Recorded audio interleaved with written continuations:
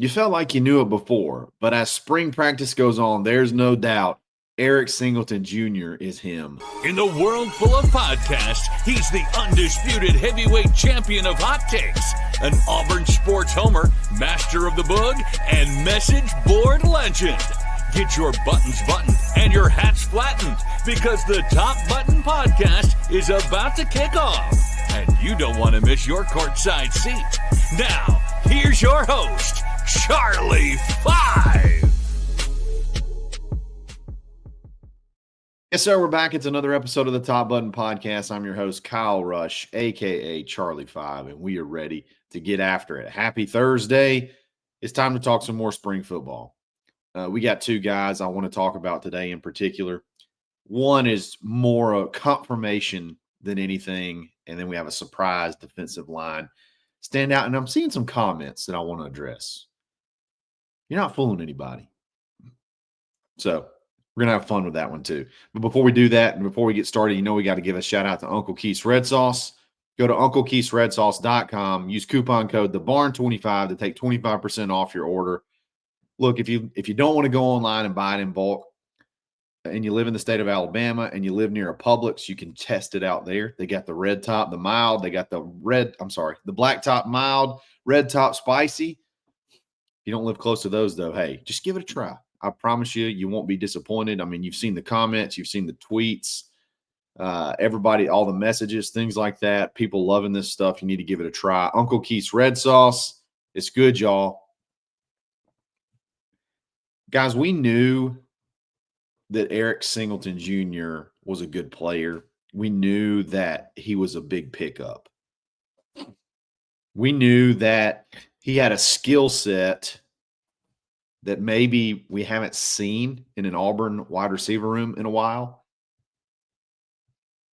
But these practices, these first couple of practices, these first 2 weeks of practices of spring have been, from what I understand, far beyond what you could ever expect to get from a kid like this.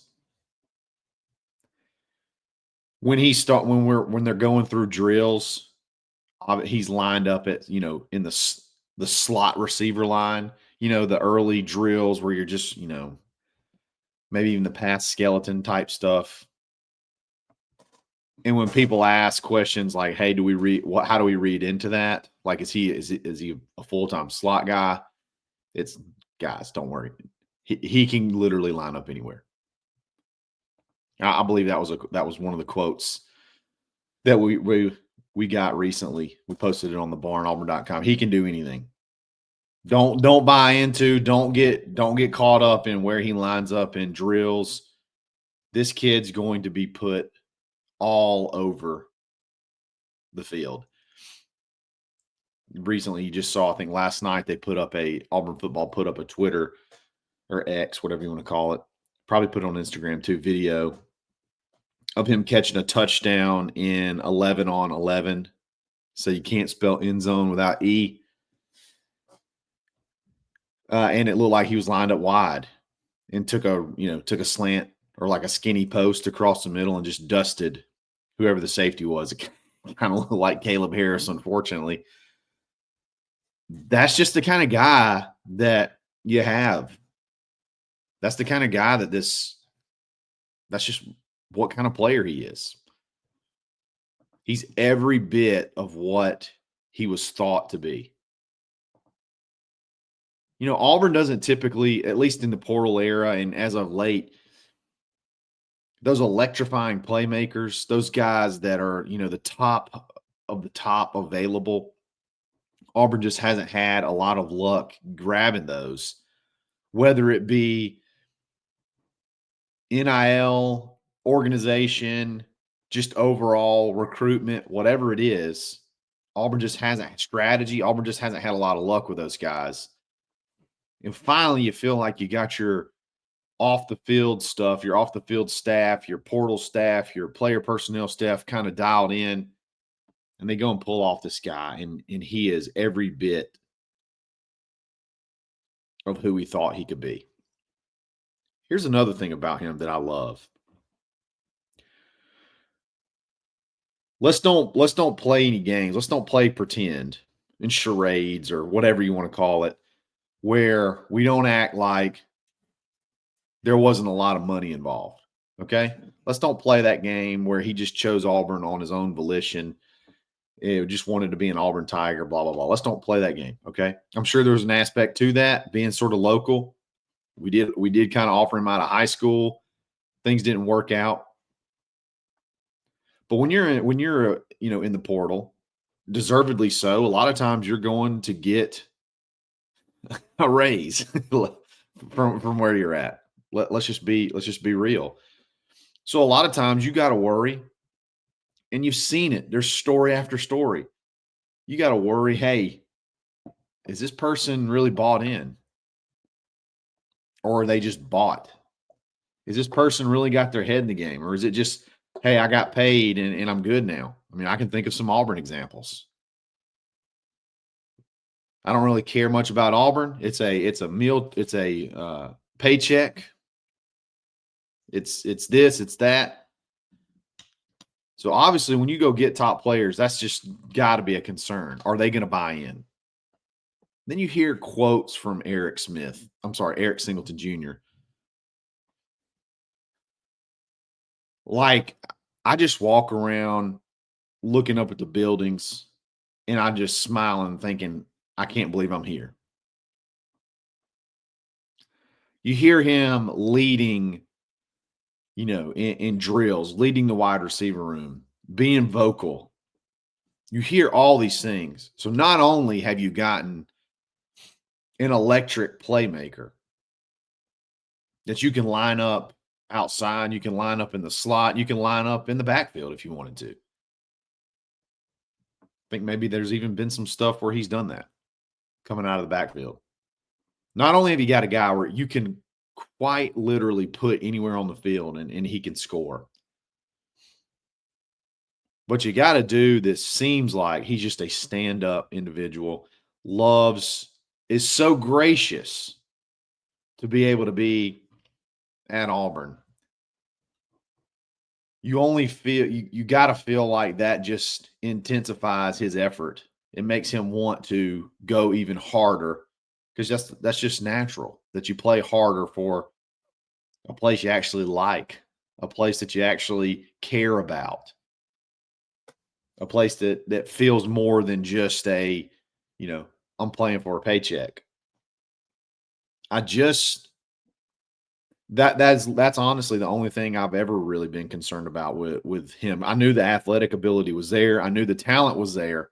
Can you get him to buy in? Can you get him to surely it's a lot like high school recruiting where you have to de-recruit, but you got to de-recruit quickly because you need him right now versus a high school kid, you can de-recruit and then, at least back in the day, now it's not so much, but you can kind of ease them into playing. You may not need them right away. You need this guy right away. And you didn't even have to do that. You didn't even have to bring him down to earth. He came in ready to go in spring. It's been fun to see, and literally all you hear is good stuff. Eric Singleton scored from here. Eric Singleton scored from here. He caught a pass over this person. He caught a pass over that person. He's inside. He's outside. He's going to be exciting. He is going to be very, very fun to watch. So I wanted to give him his flowers because especially after the quotes yesterday, man, he is going to be a fun kid to watch. There's another one that's going to be fun to watch that I'm really, really proud of. Been through a lot and has possibly worked his way into a starting role at a position that maybe you weren't necessarily maybe you didn't have on the radar. So we'll talk about that in just a second. But before we do that, we got to give a quick shout out to mybookie.ag. Go to mybookie.ag, use coupon code BARN for a 50% deposit bonus up to $1,000. Give them $100. They're going to give you 50 back on top to play with. Hit that sports book any way you can imagine, any line you can imagine. You can bet it in any direction, any combination. It's super easy platform to learn. Easy deposits, easy withdrawals. It's mybookie.ag. then head on over to rowback.com. When you win big, use coupon code BUTTON20 to take 20% off your order. All kinds of, polos, prints, solid stripes. They have literally everything. There's new drops seemingly hourly. I know it's not, but it feels that way. There's the selection so big, you find something new every time you go to the site. They got the polos, they got the hoodies, they got the pullovers, shorts, pants, joggers, doesn't matter. They got everything. Hats. Show them some love. It's rowback.com. We'll be back right after this.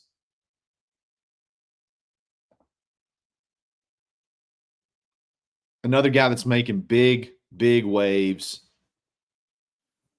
I think Zach and I mentioned him on Tuesday, but I wanted to emphasize it, is Bobby Travis. A very, very unheralded addition, 2 or 3 years ago, from, being a JUCO addition, kind of a late addition. People you didn't even, or maybe not a late addition, but somebody that you didn't really expect much out of. You just kind of got him as a, whatever. We needed a spot. We had a spot to fill. Maybe he'll work out. I think we actually did miss on maybe a big defensive tackle or something in that cycle. I can't remember how the story went. And he slowly built himself into what I believe now, based off of the information that I'm getting, he could possibly be your starting nose tackle. You brought in Dallas Walker to be that guy, and Bobby may have him edged out at this point in time. He's reshaped his body. I've said it 100 times. I was super, super worried about the interior defensive line. Thought we may have to add more in the portal, until I saw how Bobby and Malik Blockton had reshaped their body, retooled their bodies. And then obviously he had a good season last year. Both of them did. But man, what a cool story. What a cool story that Bobby Travis may be close to taking over at that nose tackle position. And I think that sends a message too to a lot of people that think you bring in guys from the portal and then you'll just start them regardless because, hey, you brought them in the portal, you got to play them. I think that probably sends a message that, hey, it's still a battle. There's still guys on the roster that could win those position battles. You can come, you're not going to be given the position. And it also doesn't mean to guys on the roster that, hey, necessarily you don't have a chance if we bring in a portal guy, bring in somebody from the portal at the same position. Just such a good story. I know he's been around the world, and it's really cool to see him sort of getting himself in a position to be the man. If he wants to continue, if he wants to hang on to it, I think he could be the man. In that defensive line room in general, hearing so many good things. I think your starting defensive line right now would probably be Falk at defensive end, your nose tackle Bobby Travis, your defensive tackle Malik Blockton, and then backing up those guys. Obviously, you'll have Dallas Walker in the middle. Malik Autry is having a really big spring, and Jordan Crawford. Both of those guys you were a little bit concerned about. Could they make the adjustment? There was a quote from someone, I can't remember which player, said he thought Jordan Crawford was the strongest player on the team. Said it's unbelievable that age he can be as strong as he is. I told y'all, I think he's going to be the best player of that whole class. I think he'll have the best career of that whole class. So big stuff coming out of that wide receiver room. No surprise. Big stuff coming out of that defensive line room. A little bit of a surprise. I still think you probably got to add one more out of the portal. I don't know which position. Probably somebody to compete with Malik, if I had to guess. Feels like you may, with Bobby and Dallas, you may have a pretty good rotation in the middle. You know you got the ends covered up with Keldrick Falk, Amaris Williams, and then the Bucks on the other side that are deep. Maybe just one guy, so you don't have to 100% rely on. If Malik Blockton were to get dinged up, you got to go to 100% a true freshman. Need a little bit more help there. I want to address something that has made me laugh, and I've seen it a lot. I see it in the comments when we have a video that's remotely positive. I'm seeing it on Twitter. People going out of their way to say things like, I'm just going to give you an example. I'm not getting excited. I'm not falling for it again. They're going to have to show me. Playing this game in their head as if it's going to help them not get too excited so they won't get let down. And this is my message. You're not fooling anybody. You're not fooling a single person. If you've been an Auburn fan for any significant amount of time, you are going to get excited about. If you've been a football fan in general for any team, you're going to be excited when you hear good news. You're going to feel like your team has a chance to be pretty good. And that's fine. It doesn't make it, if the team ends up not being good, whether or not you said at the beginning of the year you're not going to get excited or not, will not change how much it impacts you as far as, hurting your feelings or making you feel bad or making you feel sad that your team wasn't good. It doesn't work that way. You're going to be excited. Hearing things like this and reading things elsewhere and hearing the positivity out of the quarterback room, hearing the positivity out of the wide receiver room, you're going to be excited. There's nothing you can do. There's nothing you can say on Twitter. There's nothing you can say anywhere on social media that's going to convince me or honestly convince yourself that you're not going to be excited. And it's okay. It's okay. This time of the year. You could still be objective, but you're going to get excited. And you're going to think that, Auburn can win. This could be the year that Auburn finally gets back on track. You're going to feel that way, and that's totally okay. You aren't fooling anybody. So I just want to put that out there because it's every show. It's every show in the comments. I see it on Twitter. You're not fooling anybody. So take the news for what it is. If you don't believe it, that's fine. But you're not fooling anybody when you say, I'm not buying in this time. Whatever. I'm not getting excited. Yes, you are. You are, because it's in your blood. If you're an Auburn fan, you got some kind of connection to Auburn. It's in your blood. You're going to be excited about football. It just is what it is. It's your birthright. We've had ups. We've had downs. We've had more downs than we've had ups recently, but it always comes back around. And hopefully this is the year. You've got a bunch of good pieces in place. You can just make the right decisions, keep everybody healthy. I think you can have a good year. So remember that. You're not fooling anybody. So cut it out.